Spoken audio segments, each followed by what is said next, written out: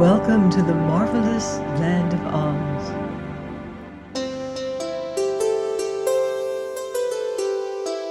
I'm Martell,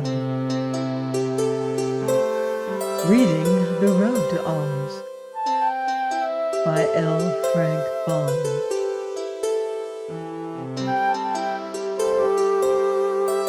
Chapter 4.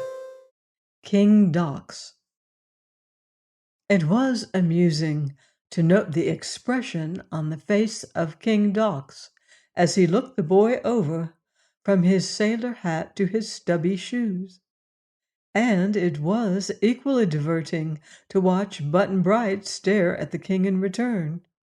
No fox ever beheld a fresher, fairer child's face, and no child had ever before heard a fox talk, or met with one who dressed so handsomely and ruled so big a city.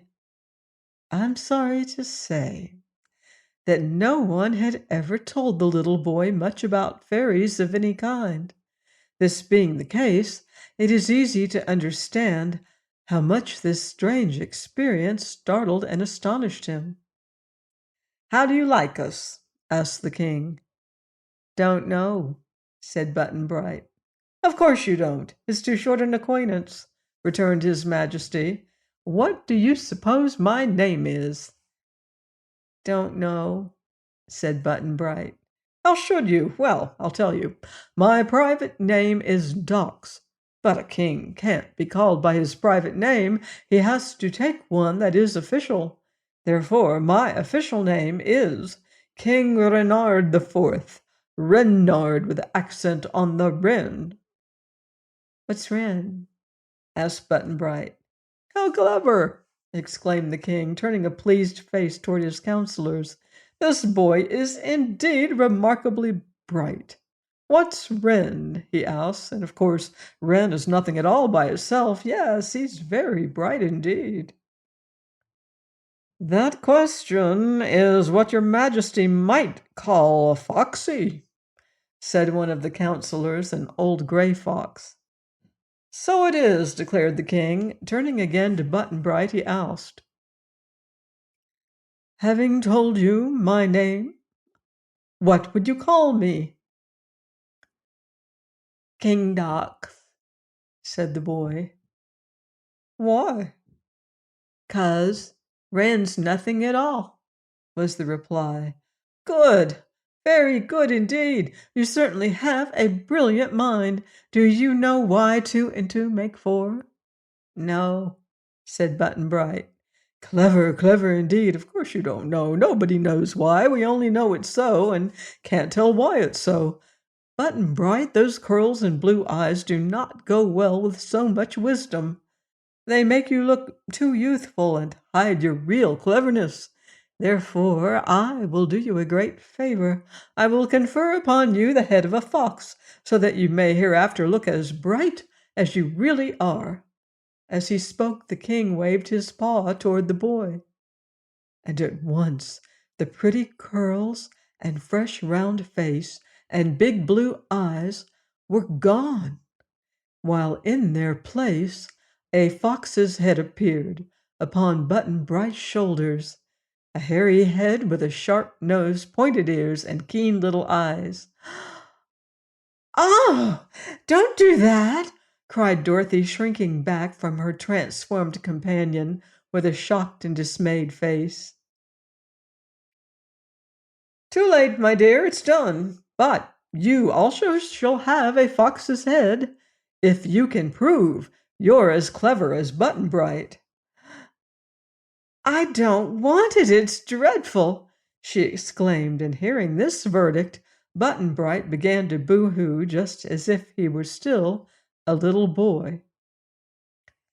"How can you call that lovely head dreadful?" asked the king. "It's a much prettier face than he had before, to my notion, and my wife says I'm a good judge of beauty." "Don't cry, little foxy boy. Laugh and be proud, because you are so highly favored.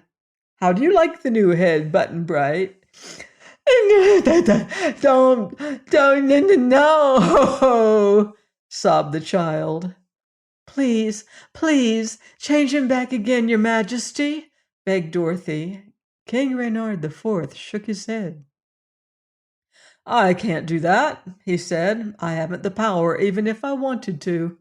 No, Button Bright must wear his fox head. He'll be sure to love it dearly as soon as he gets used to it." Both the Shaggy Man and Dorothy looked grave and anxious, for they were sorrowful that such a misfortune had overtaken their little companion. Toto barked at the fox boy once or twice, not realizing it was his former friend who now wore the animal head, but Dorothy cuffed the dog and made him stop. As for the foxes, they all seemed to think Button Bright's new head very becoming, and that their king had conferred a great honor on this little stranger. It was funny to see the boy reach up to feel of his sharp nose and wide mouth and wail afresh with grief. He waggled his ears in a comical manner, and tears were in his little black eyes. But Dorothy couldn't laugh at her friend just yet, because she felt so sorry. Just then 3 little fox princesses, daughters of the king, entered the room, and when they saw Button Bright, one exclaimed, "How lovely he is!"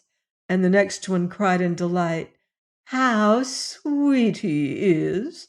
and the third princess clapped her hands with pleasure and said, "How beautiful he is!" Button Bright stopped crying and asked timidly, "Am I?" "In all the world there is not another face so pretty," declared the biggest fox princess. "You must live with us always and be our brother," said the next. "We shall all love you dearly," the third said. This praise did much to comfort the boy, and he looked around and tried to smile. It was a pitiful attempt, because the fox face was new and stiff, and Dorothy thought his expression more stupid than before the transformation. "I think we ought to be going now," said the Shaggy Man uneasily, for he didn't know what the king might take into his head to do next. "Don't leave us yet, I beg of you," pleaded King Reynard. "I intend to have several days of feasting and merrymaking in your honor." "Have it after we're gone, for we can't wait," said Dorothy decidedly, but seeing this displeased the king, she added, "If I'm going to get Ozma to invite you to her party, I'll have to find her as soon as possible, you know." In spite of all the beauty of Foxville and the gorgeous dresses of its inhabitants, both the girl and the Shaggy Man felt they were not quite safe there, and would be glad to see the last of it. "But it is now evening," the king reminded them. "You must stay with us until morning, anyhow. Therefore, I invite you to be my guests at dinner, and to attend the theater afterward, and sit in the royal box. Tomorrow morning, if you really insist upon it, you may resume your journey."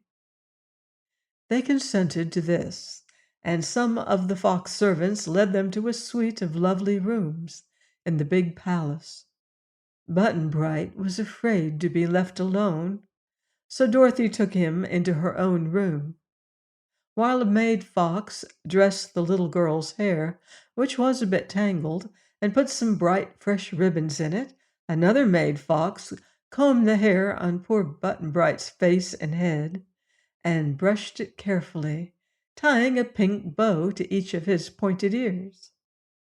The maids wanted to dress the children in fine costumes of woven feathers, such as all the foxes wore, but neither of them consented to that. "A sailor's suit and fox head do not go well together," said one of the maids, "for no fox was ever a sailor that I can remember." "I'm not a fox," cried Button Bright. "Alas, no," agreed the maid, "but you've got a lovely fox head on your skinny shoulders, and that's almost as good as being a fox." The boy, reminded of his misfortune, began to cry again. Dorothy petted and comforted him and promised to find some way to restore him to his own head. "If we can manage to get to Ozma," she said, "the princess will change you back to yourself in half a second. So you just wear that fox head as comfortably as you can, dear, and don't worry about it at all. It isn't nearly as pretty as your own head, no matter what the foxes say, but you can get along with it for a little while longer, can't you?" "Don't know," said Button Bright doubtfully, but he didn't cry any more after that. Dorothy let the maids pin ribbons to her shoulders, after which they were ready for the king's dinner. When they met the Shaggy Man in the splendid drawing room of the palace, they found him just the same as before. He had refused to give up his shaggy clothes for new ones, because if he did that, he would no longer be the Shaggy Man, he said, and he might have to get acquainted with himself all over again. He told Dorothy he had brushed his shaggy hair and whiskers, but she thought he must have brushed them the wrong way, for they were quite as shaggy as before. As for the company of foxes assembled to dine with the strangers, they were most beautifully costumed, and their rich dresses made Dorothy's simple gown and Button Bright's sailor suit and the Shaggy Man's shaggy clothes look commonplace. But they treated their guests with great respect, and the king's dinner was a very good dinner indeed.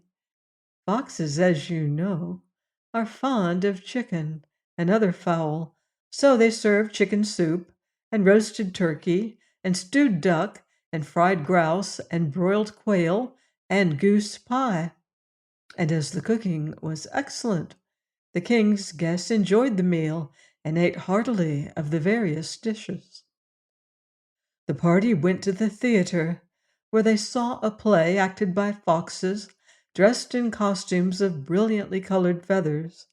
The play was about a fox girl who was stolen by some wicked wolves and carried to their cave, and just as they were about to kill her and eat her, a company of fox soldiers marched up, saved the girl, and put all the wicked wolves to death.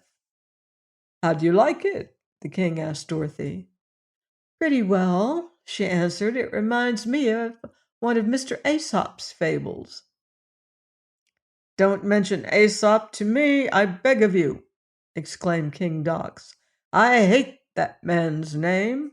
He wrote a good deal about foxes, but always made them out cruel and wicked, whereas we are gentle and kind, as you may see."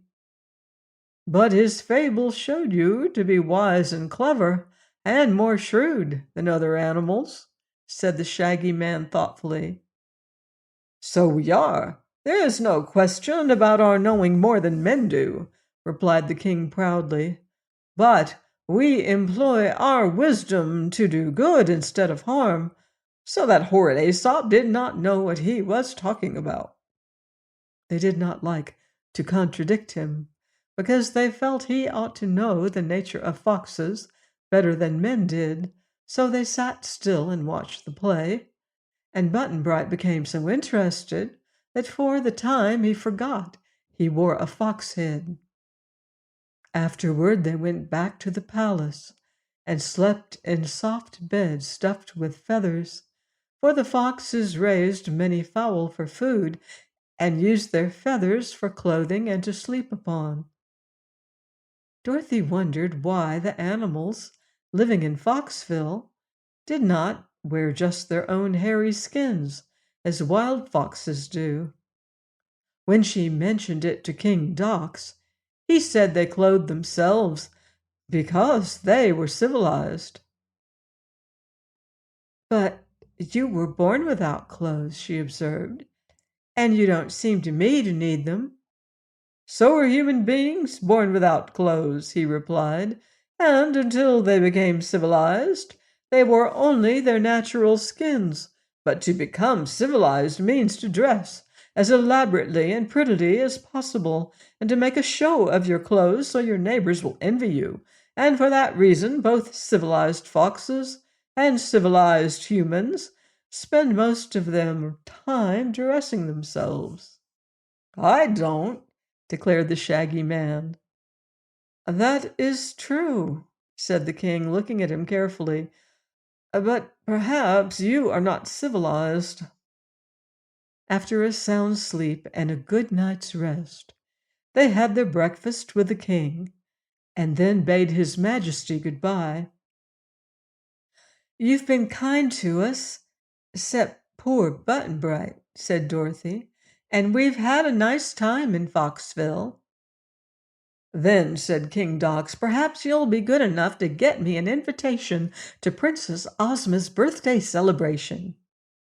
"I'll try," she promised, "if I see her in time. It's on the 21st, remember," he continued, "and if you'll just see that I'm invited, I'll find a way to cross the dreadful desert into the marvelous land of Oz. I've always wanted to visit the Emerald City, so I'm sure it was fortunate you arrived here just when you did, you being Princess Ozma's friend and able to assist me in getting the invitation." "If I see Ozma, I'll ask her to invite you," she replied. The Fox King had a delightful luncheon put up for them, which the Shaggy Man shoved in his pocket, and the Fox Captain escorted them to an arch at the side of the village opposite the one by which they had entered. Here they found more soldiers guarding the road. "Are you afraid of enemies?" asked Dorothy. "No, because we are watchful and able to protect ourselves," answered the captain. "But this road leads to another village, peopled by big, stupid beasts who might cause us trouble if they thought we were afraid of them." "What beasts are they?" asked the Shaggy Man. The captain hesitated to answer. Finally, he said, "You will learn all about them when you arrive at their city, but do not be afraid of them. Button Bright is so wonderfully clever and has now such an intelligent face. I'm sure he will manage to find a way to protect you." This made Dorothy and the Shaggy Man rather uneasy, for they had not so much confidence in the Fox boy's wisdom as the captain seemed to have. But as their escort would say no more about the beast, they bade him good-bye and proceeded on their journey. Please join me next time for more magical adventures here on the marvelous Land of Oz. Goodbye for now. See you in Oz.